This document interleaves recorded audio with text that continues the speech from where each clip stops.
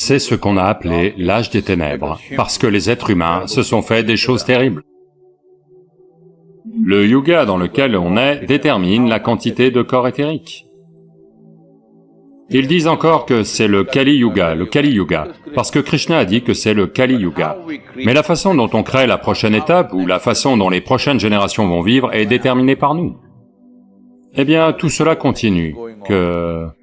Au moins sur les chaînes d'information, ils disent encore que c'est le Kali Yuga, parce que Krishna a dit que c'est le Kali Yuga. Quand? Il y a 5124 ans. Donc depuis, l'aspect cumulatif de Kali, qui dure 2592 ans, est fini. Et Dwapara dure aussi 2592 ans. Cela va se terminer courant 2082, c'est-à-dire dans 58 ans. 58 ans, presque 60 ans. Si vous vivez encore 60 ans, vous allez voir le Treta Yuga. Ça ne veut pas dire qu'en un jour ça va devenir Treta. Voyez, quand on parle d'hiver, ça ne veut pas dire qu'un beau jour, c'est l'hiver. Ça arrive. L'été, ce n'est pas qu'un jour soudain c'est devenu l'été, ça arrive lentement. Donc ce qu'on appelle un yuga est une espèce de saison plus longue, une saison de plus grande ampleur. Lors de ces saisons, en hiver, les arbres sont d'une certaine façon, les animaux sont d'une autre façon, au printemps ils sont d'une autre façon, en été ils sont d'une autre façon. De même, la vie sur cette planète est différente dans ces différents yugas, parce que c'est un super système de saisons. Donc Kali est une période où l'on est à l'extrémité du cycle elliptique. De ce fait, il y a de nombreuses façons d'aborder cela. Une chose importante, c'est que, voyez, parmi les 5 corps, ou les 5 couches de corps que nous portons, en particulier en ce qui concerne les êtres humains, le corps physique ou Annamaya Kosha, le corps mental ou Manomaya Kosha, le corps énergétique ou Pranamaya Kosha et Vijnanamaya Kosha ou le corps éthérique. La question c'est toujours, quelle quantité d'Amaya Kosha tu as, à quel point ton Annamaya Kosha domine, ou à quel point ton Manomaya Kosha domine, ou à quel point ton corps éthérique ou Vijnanamaya Kosha domine. Cela va déterminer ton fonctionnement. Donc ces saisons, d'une certaine manière, déterminent cela. On peut voir au cours des 4 saisons auxquelles on assiste, tout un... Dans ce pays, à 11 degrés de latitude, on ne les remarque peut-être pas tant que ça, mais elles existent. C'est seulement parce qu'ils les ont remarquées que le Tamil Nadu a Margasimasam et Magamasam, et, vous savez, pardon, divers autres dans tout le pays. Tout le monde voit ce mois comme un mois de morosité, et donc les gens font des choses pour se dynamiser. Mais si vous allez dans les pays tempérés, les différences sont significatives entre l'hiver et le printemps, des différences phénoménales. Tu n'arrives pas à croire que tu es dans le même monde. Si tu y vas en hiver, tout donne l'impression que c'est la fin du monde. Le printemps arrive, boum, tout est de retour. Donc, au moins dans cette partie de l'hémisphère, dans la moitié nord de l'hémisphère, c'est comme ça. C'est l'inverse dans l'hémisphère sud, mais la même chose a lieu. Donc, de même, dans le supercycle aussi, la même chose a lieu. Mais en ce qui concerne les êtres humains, selon si c'est ton corps physique qui domine, ou corps mental qui domine, le corps énergétique qui domine, ou le corps éthérique qui domine, dépend aussi de la phase de ces cycles annuels réguliers dans une certaine mesure. Mais le supercycle détermine beaucoup plus. Le yuga dans lequel tu es détermine la quantité de corps éthérique. Ça ne veut pas dire que c'est un facteur déterminant de façon absolue. Ce n'est pas un absolu, c'est une influence. Vous pouvez être dans n'importe quel yuga et être fantastique. Vous pouvez être dans n'importe quel yuga et être une pagaille. Cette expérience de tout ça n'est pas une question d'être bon ou mauvais ou d'être un... Les gens disent tout le temps, vous voyez, dès l'instant où tu portes un jugement, sur quelque chose, quelqu'un devient un pécheur et quelqu'un devient un saint. Comment est-ce que cela arrive? Tu établis des valeurs, si quelqu'un n'est pas à la hauteur, c'est un pécheur. Si quelqu'un est à la hauteur, c'est un saint. Mais ces valeurs n'arrêtent pas de changer d'une géographie à l'autre, d'une époque à l'autre, d'une période à l'autre. Elles changent. Ce n'est pas la chose importante. L'important, c'est de comprendre que lorsqu'on est assis ici, nous sommes qui nous sommes. Nous sommes une conséquence de ce qu'on fait en nous-mêmes. Maintenant, la question c'est seulement, ce qu'on fait en nous-mêmes, cela se passe-t-il consciemment ou inconsciemment? Si on le fait consciemment, la conséquence sera telle qu'on la veut. Si on le fait inconsciemment, la conséquence est aléatoire. Et la conséquence aléatoire peut être parfois très douloureuse, parfois source de problèmes pour vous, en grande partie pour les autres. Allô? Si vous commencez à jouer au fou, vous êtes perturbé, bien sûr, mais vous obtiendrez peut-être plus d'attention. Mais les autres souffrent beaucoup, les gens autour de vous. Donc, ces aspects ne sont pas absolus, mais c'est l'influence générale. Eh bien, durant le Kali Yuga, qui s'est terminé il y a plus de 2000 ans, on a appelé ça l'âge des ténèbres, parce que les êtres humains se sont fait des choses terribles. Et non seulement ils ont fait des choses terribles, mais ils l'ont fait à grande échelle. Ça ne veut pas dire qu'on n'a pas fait des choses terribles au Dwapar Yuga, on en a fait aussi. Mais tout de même, ce n'est pas la norme. Au moins, on sait que c'est mal. C'est la grande différence.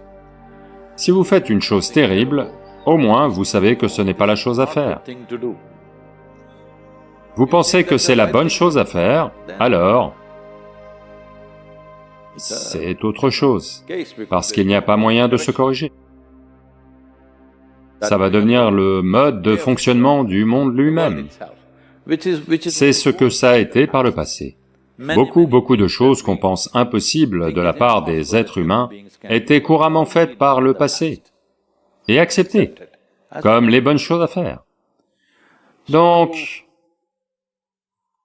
nous sommes tout près du Treta Yuga, on n'a pas besoin de l'attendre. Voyez, ça n'a pas attendu, ce n'est pas encore l'été, mais ça nous fait déjà transpirer.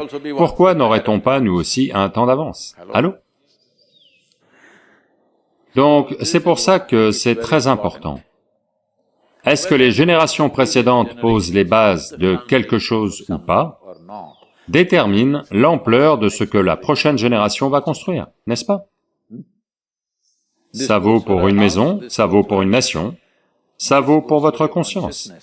L'ampleur des fondations que les gens ont construites va déterminer l'ampleur de ce que les générations futures vont faire.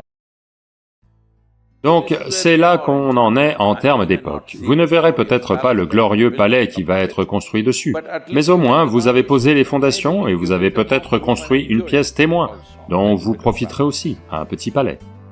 Ce qu'on commence à faire de bien des façons. Il y a des tas de gens qui n'arrêtent pas de propager que la vie empire de jour en jour, la vie empire de jour en jour. Mais s'il vous plaît, regardez.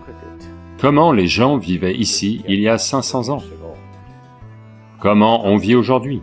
Est-ce que tout n'est pas mieux? Tout? En particulier les femmes. Vous devez dire un grand oui. Parce que pour les femmes sur cette planète, la vie n'a jamais été aussi bonne, partout dans le monde.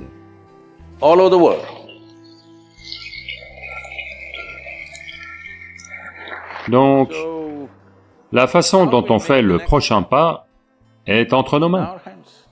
On est comme ça parce que quelqu'un a construit quelque chose de fondamental, donc on en est arrivé là. Mais comment on crée la prochaine étape, ou comment les prochaines générations vont vivre, est déterminé par nous. Donc à une époque comme celle-ci, quand je dis à une époque comme celle-ci, quand on passe d'un yuga à un autre, quand la saison passe de l'hiver au printemps, on doit être prêt à fleurir. Allô? À bien des égards, l'époque à laquelle on est très significative. Parce que je ne le verrai peut-être pas, je ne le verrai pas, mais beaucoup d'entre vous, les jeunes, le verront, qu'on passe du Dwapara Yuga au Treta Yuga.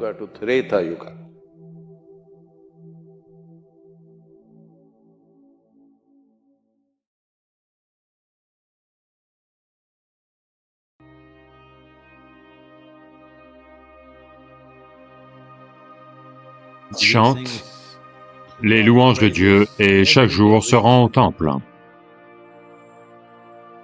Ils prennent un petit bout de bois, boum, frappent la tête de chacun. Ils hurlent de douleur. Le linga que tout le monde vénère, ses pieds sont dessus et il est allongé. Le yogi a dit, c'est tout, rentre chez toi. Il y avait un grand sage, un sage bien connu, encore aujourd'hui, et extrêmement célébré, qui s'appelait Namdev, qui venait de l'actuel état du Maharashtra. Il était un dévot de Vithoba ou Vitala. Vitala est une forme de culte que ce temple de Pandharpur a en quelque sorte galvanisé, tout un mouvement de dévotion, et Namdev y tient une place à part. Donc tous les jours, c'est un dévot, il chante les louanges de Dieu, et chaque jour se rend au temple et y passe beaucoup de temps.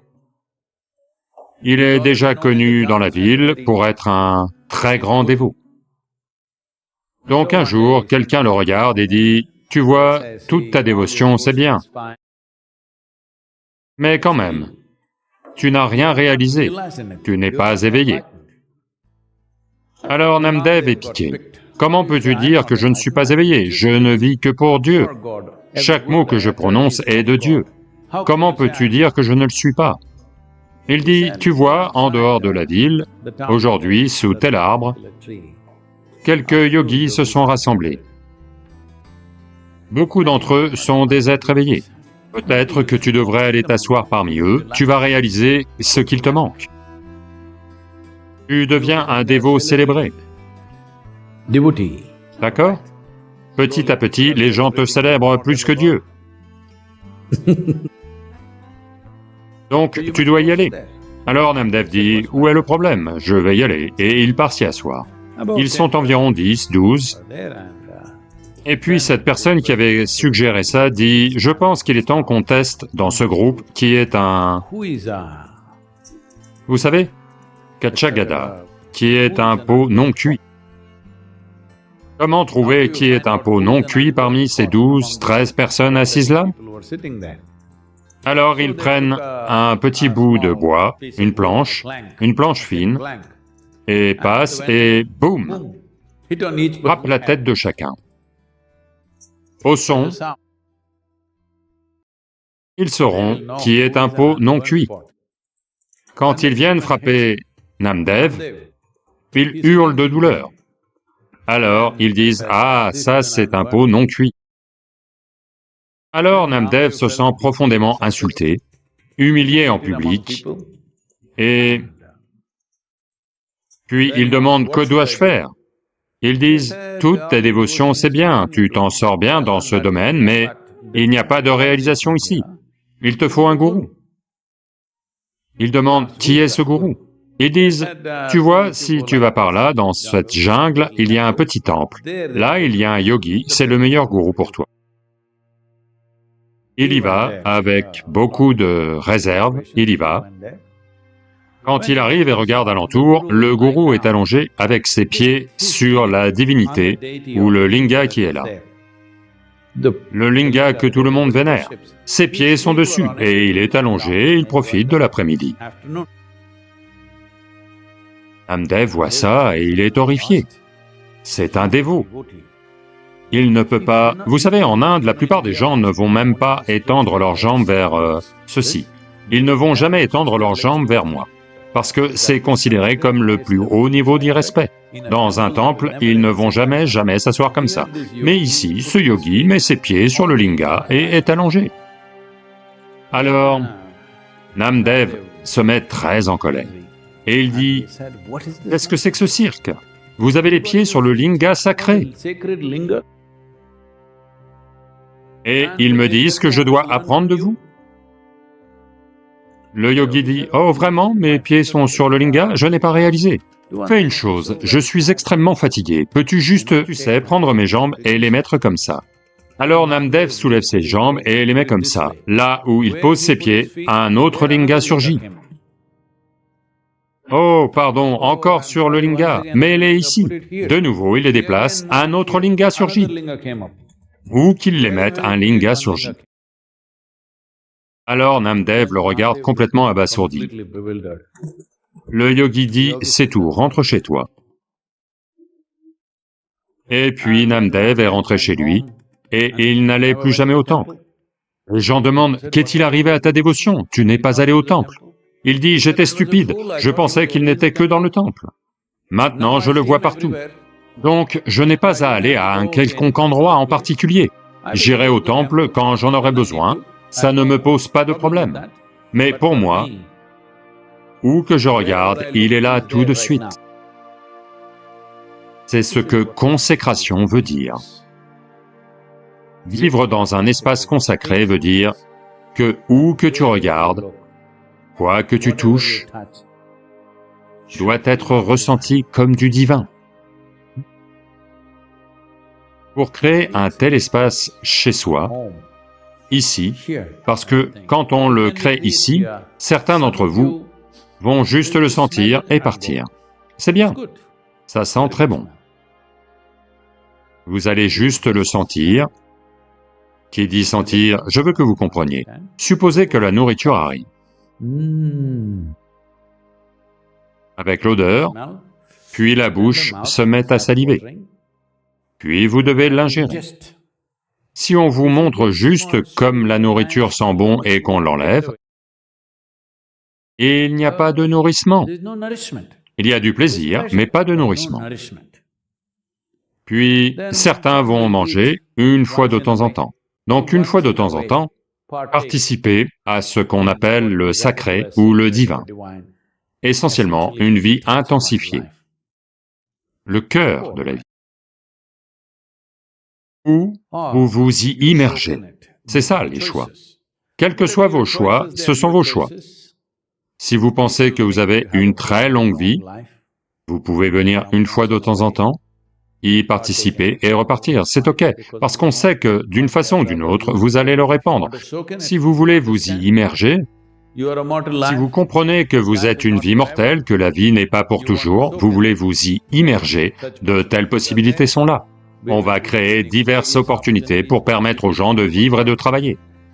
Travailler et vivre ici, créer leur propre espace de travail et vivre ici, diverses façons. On va déployer beaucoup de possibilités dans les prochains 12 mois ou 18 mois. Lentement, ce déploiement va avoir lieu. L'idée, c'est que un maximum de gens devraient s'immerger dans le divin. Pas juste avoir un petit flirt.